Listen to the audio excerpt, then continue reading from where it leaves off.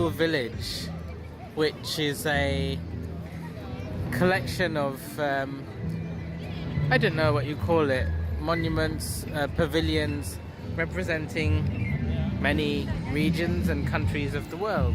And there's a stage over there, and surrounding us are lots of places, all with different country names. The UAE there, Pakistan, I can see Turkey, some really interesting countries, Yemen, Iran, Egypt, Punjab. And we just ate there in the Turkish village restaurant. Lovely dinner, which was very simple but also very nice.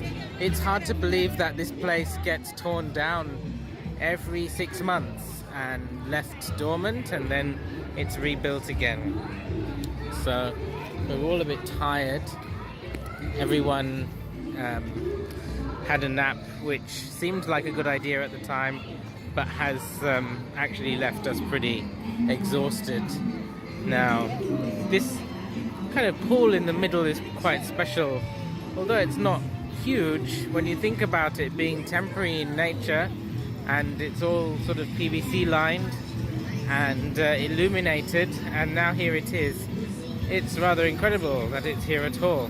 So there's a fountain which isn't running, but look at these lights, and there's a sort of boat to nowhere as well riding along. You can see all these lights, and the lights, you can see a kind of shape which animates a shark swimming in the water, which is also interesting that they've thought of such things. So here we are in the village. We will stay here a little while longer, but one of the perils of traveling, jet lag and so on, trying to do too many things in too short a time on a stopover, is that you get really tired, and that combined with the guilt of wanting to use your time effectively creates a really strange mixture of emotion, and you've got to go at the speed of the slowest one. You can see the family there. They're pretty exhausted. They seem motivated by the idea of ice cream though, so that's what we're going to seek out.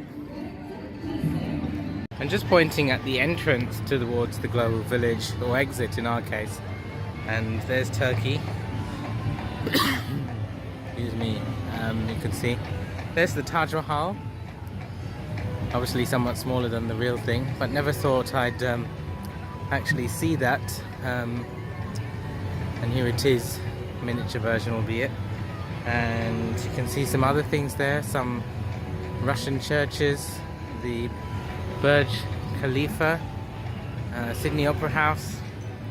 Interesting to see something from Kuwait. Never really see much about that country in its own right. I was thinking about that earlier, with the terrible war that started and got all sorts of people involved, something they probably shouldn't have got involved in.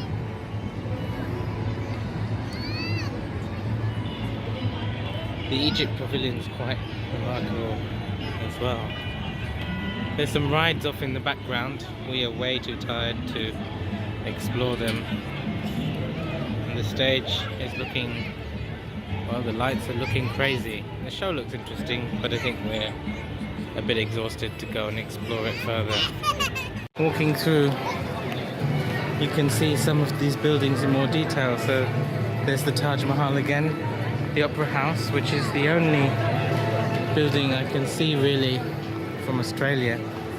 Always interesting to think or reflect on what other cultures will choose as a piece of architecture that represents a country where you live, that you're familiar with. I suppose the Opera House is quite a good example,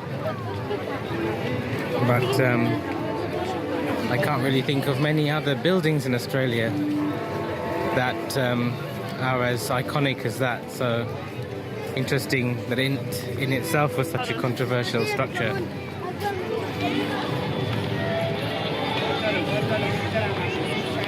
The lights here are quite incredible as well.